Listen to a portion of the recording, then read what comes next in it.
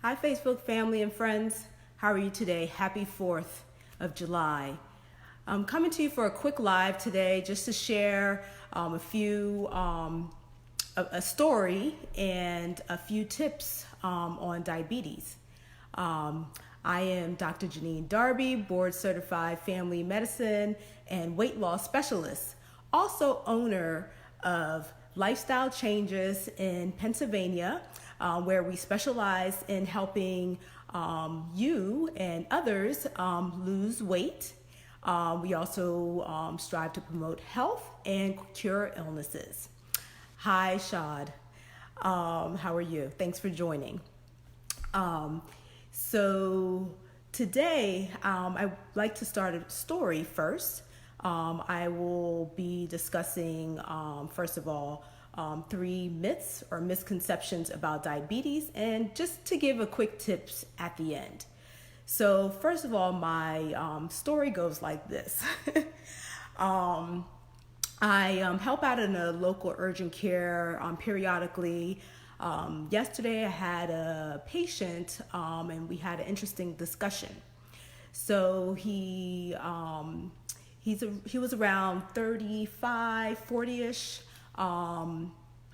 He came in, he was concerned about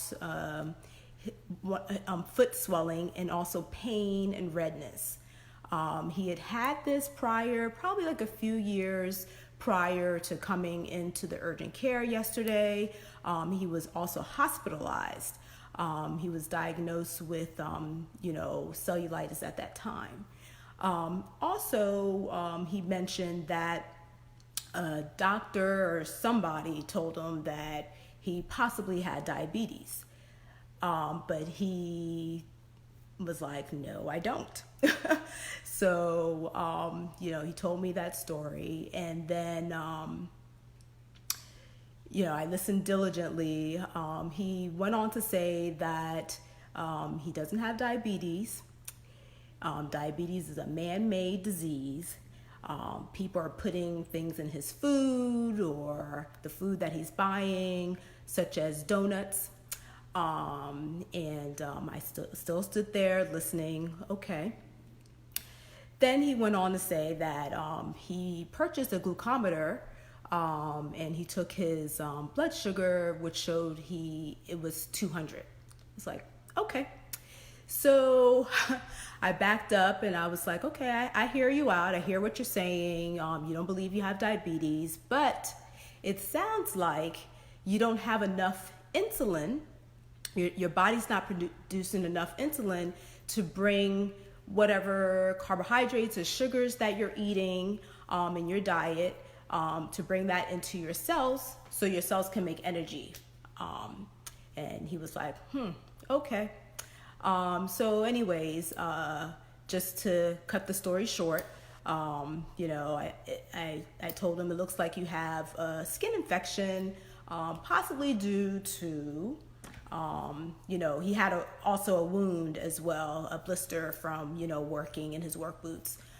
So I was like, now it looks like an infection, and we need to treat that with antibiotics. And being that your blood sugars are so elevated, we have to keep a close watch on you and everything. So wrote his script, sent him on his way. Before he left, he was like, thank you, Dr. Darby. I will listen to what you've told me, and I will definitely try to check on my sugar levels and check in with my doctor. I was like, great. All right.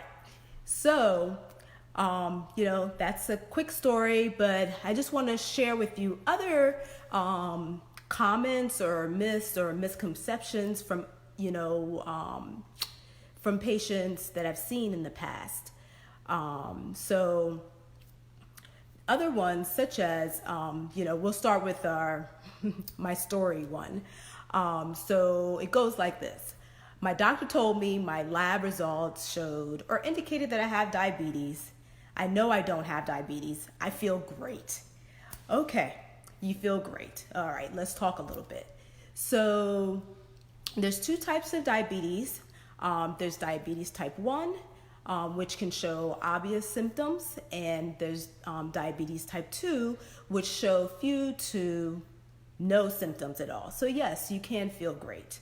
However, when you do have symptoms due to high elevated sugar, you can have increased hunger, increased thirst, increased urination, some vision changes, and also with my patient that I just shared the story, slow wound healing.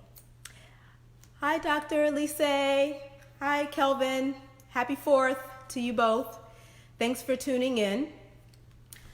All right, so if any of your family members, patients, friends, family exhibits any of these symptoms, I do recommend that they follow up immediately with their doctor, or if the symptoms are so severe, definitely going to an ER. All right, the second myth or misconception: I eat too much sugar and I'm overweight, that's why I have sugar diabetes. Okay, all right. So yes, if you eat excess sugar, you can, excess sugar turns into fat, which can lead to increased weight. All right, so increased weight is a risk factor for diabetes. However, not everybody with elevated weight, overweight, or obesity will get diabetes. They may have a genetic predisposition to getting diabetes and others don't. So yeah.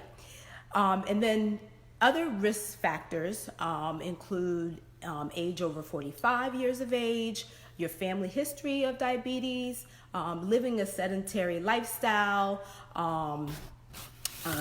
hypertension, high cholesterol, also gestational diabetes. So if you're pregnant and your doctor has seen that you have elevated blood sugars in your bloodstream, there's a risk factor of after pregnancy leading to diabetes as well.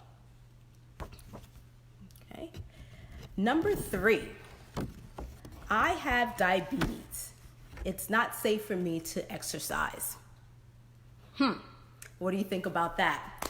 All right, so there's no physical limitations to exercising if you have diabetes. Let me repeat. There is no physical limitations if you have diabetes. All right.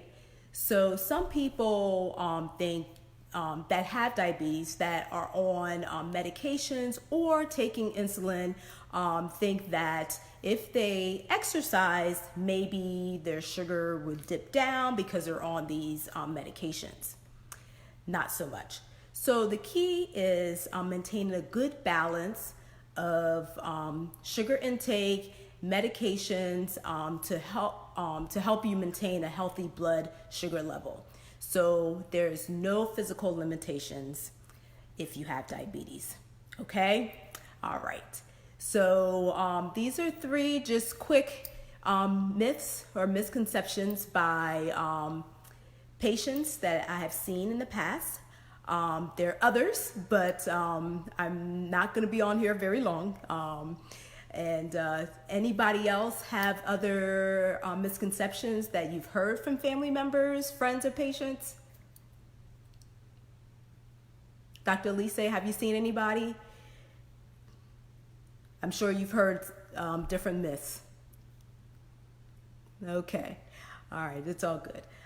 So anyways, just some quick tips to help in delaying onset of diabetes, or if you already have diabetes, just to control your sugar levels. So first thing, number 1, eat a healthy diet. So make sure you portion control and also carb control. So controlling how much sugar you're intaking is also important. Number 2, stay active. Number 3, maintain a healthy weight. Number 4, take medications as prescribed by your doctor. Very important. Do not stop taking a medication or your insulin because of whatever reason. make sure you check in with your doctor first.